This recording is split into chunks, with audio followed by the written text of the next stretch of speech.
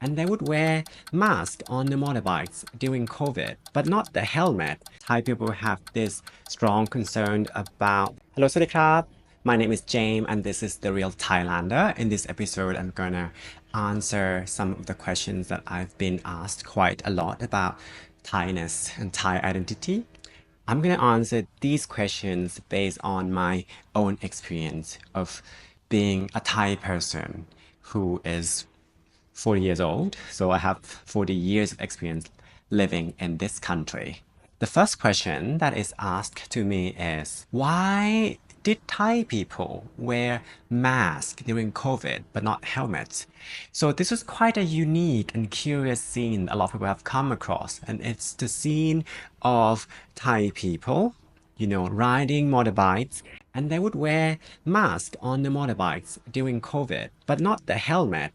And it's quite baffling because when you think about danger, then it's probably more dangerous to die out of a motorbike accident. So you should have protected your head rather than your mouth and nose from catching COVID on the bike. On top of that, I think the reason why the campaign to make people wear masks is way more successful than the campaign for making people wear helmets is because I think Thai people have this strong concern about their community. Thai society is very collectivistic, and so people tend to live in a large group. A lot of people live with their families until they get married and then they form another family, or sometimes just marry and then move into one of the families. And so like the family keeps extended. I think this is less so the case right now because people have more of nucleus family. So Thai families go a bit more westernized, but I think the concept of living closer to your extended families, to your grandparents are still very prevalent. And I think people see each other way more often in Thailand than in some Western societies.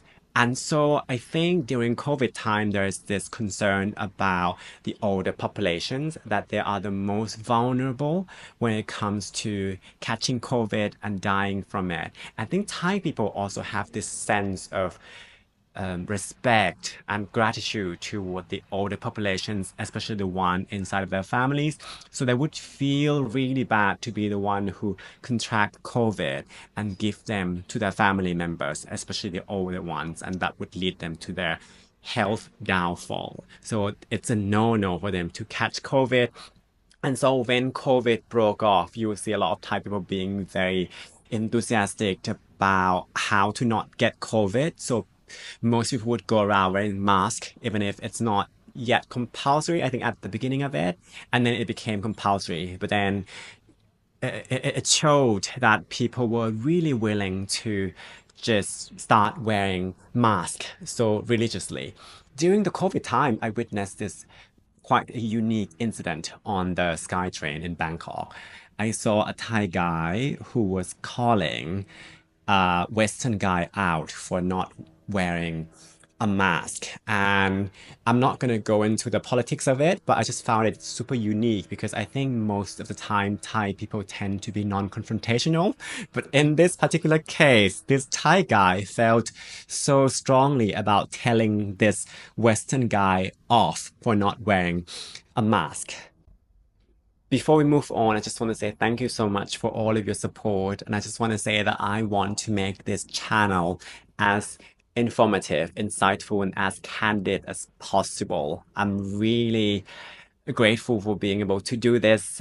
If you would like to support this channel a bit further, I would recommend doing so at buymeacoffee.com/realthailander here, or I will leave the link below as well. I would really appreciate that so much. Thank you. And then again, when it comes to the topic of personal safety that comes from having an accident, having a motorbike accident, I think people pay a little bit less attention to this.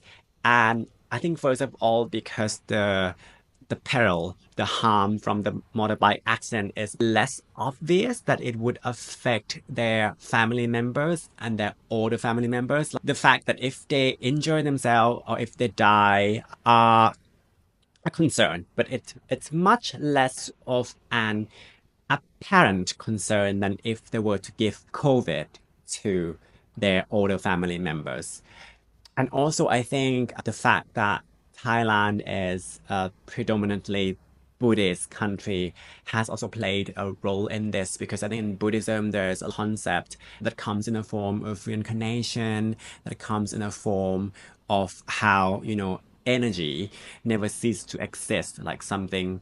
If there's an energy, then it transforms. It doesn't cease to exist. So when it comes to death, in the mind of people who are Buddhist, I think sometimes people who are Buddhist tend to view death, in this case, their own personal death, probably less seriously than people in the other cultures to think that when they die, then they die, or they just, go to heaven or go to hell or somewhere, rather than in Buddhism, a lot of people think that if you die, then you move on to the next life and you get to correct something, you get to improve something. So I think in the back of people's mind, it maybe this is also a factor for why they don't think too deeply about protecting themselves from a head injury by wearing helmets. I also think because a lot of people believe in the rule of karma, whether or not they know what karma really means, but for a lot of people in Thailand anyway, they think that there is such thing as life expectancy. And if you were to die, if your merit from your past life combined with this life has run out, then it's time for you to die. You can't really change the time that you would die. So in a way, in a lot of people's mind, if you were to die, you die. And I think that contributes to the fact that sometimes people are quite negligent when it comes to accidental injury and death, and especially on motorbike. The second question is quite related to the first question, and this question is the question that I overheard during a seminar about the Thai culture. And this guy was asking this question, why carpooling, why this concept doesn't work in his muban, in his village, in his compound. And I found it to be a very interesting question. And at the time, because the time ran out, the person who was an expert at the event didn't get to answer this question. I was just like, oh, wow, this was such a great question. So I've been thinking about this question quite a bit. And I think, well, first of all, I agree with him that carpooling as a concept would have a hard time being applied in the Thai society.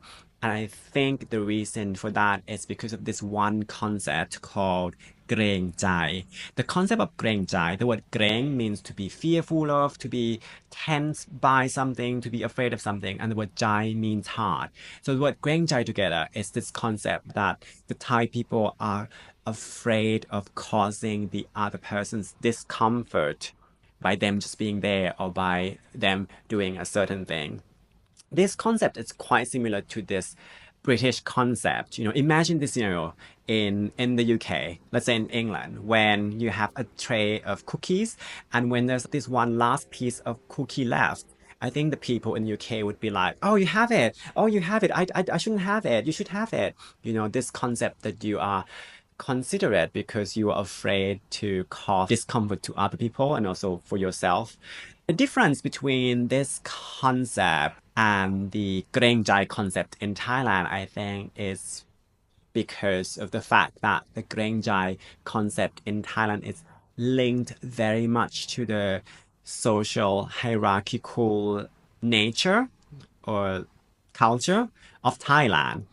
So most of the time, I would say like all of the time, people who are lower in the social hierarchy would be the one who is more afraid of causing discomfort to people who are higher in the social hierarchy. And this could be based on their social statuses, or this could be based on age as well. There's a lot of many elements that are intertwined. An, an example of the Grenjai, an example of why carpooling wouldn't have an easy time being applicable is my own story. So when I was young, I took buses to school and then from school back home. From the bus stop to my house, It was about 15 minutes walk. And then one day I just got off the bus and then my neighbor's mom was just like driving past and she saw me. So she stopped the car and she lowered the car's window and she asked me to hop in because she was going that way anyway. Like her house is next to mine. And I said ไม่เป็นไรครับthat's okay that's okay I'm เกรงใจ I'm afraid to cause you discomfort and she had to say like no don't be เกรงใจ just hop in and when she said that then I hop in I think the interesting point about this is that I actually use the word เกรงใจ as an excuse itself not to hop into the car with her at first. I think if this would have been in the other culture where you don't want to cause other people discomfort or you feel awkward about it, you won't actually say that you are afraid of causing someone discomfort.